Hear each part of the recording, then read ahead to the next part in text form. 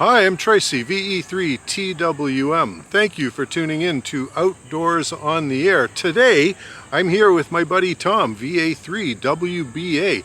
Tom has come up with a really crafty contraption. Tom, what is this we're going to look at today? Hi everybody, this is Tom, VA3WBA. Today we're going to present you with the idea I had a while ago. It's a little bike rack adapter that I made yesterday for my van, and today with Tracy we're gonna test it and see if it even makes sense. Okay, Tom, here it is, the bike rack spider beam adapter. So I see what we've got here is a couple of pieces of 2x4. Yeah, this is the junk 2x4 I had in my garage. I decided to turn it into this bike rack adapter, and yesterday I had to do some work around the house, and I pulled out tools to do it, and I figured out, you know what, today is the day. And then my neighbor stepped in and he lended me a set of hole saw adapters, so I used them to actually cut the 2x4 and turn it into, or drill the 2x4 and turn it into this bike rack adapter. Nice, nice. Now I'm just going to come around to the front. So what you've done here is you have you've got some cutouts on the front, and it's just on the front here. No, on the front and at the back. So essentially, okay, so we've got a cutout here for the mast, and on the back you've got two cutouts for the support beams or whatever it's called of the bike rack. Right. So this allows that piece of wood to just mount really next to the framing of the bike rack. So what we're really talking about is the two pieces of wood. We're talking about, I guess this is 6 bungee cords, and your bike rack, and the spider beam. I mean, that's pretty much what it is, isn't it? Correct. Correct. It's a very simple setup, and I think if you go into the park and you have a bike rack, or maybe you take in your bikes, if you're looking for rapid deployment, I think this is pretty good option, and the cost is nominal for those who want to build one. It took me, I don't know, less than an hour to drill the 2x4s and cut them to dimensions. Now, one thing I can say about this is that this is pretty steady. You know, it would require an awfully strong wind to cause any kind of aggravation with this. I mean, I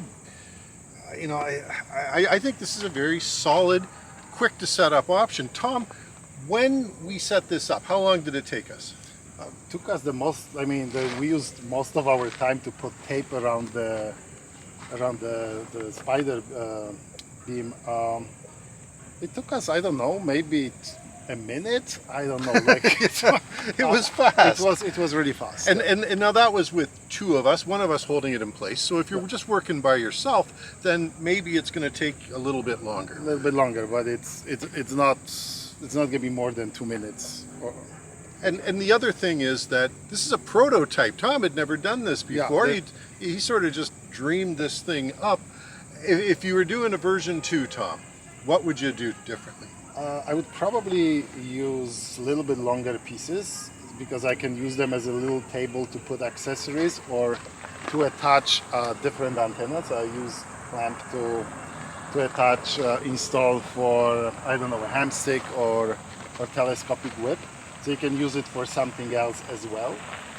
And maybe I would use some sort of, I'm gonna probably use clamps here, wrapped in a shrink wrap.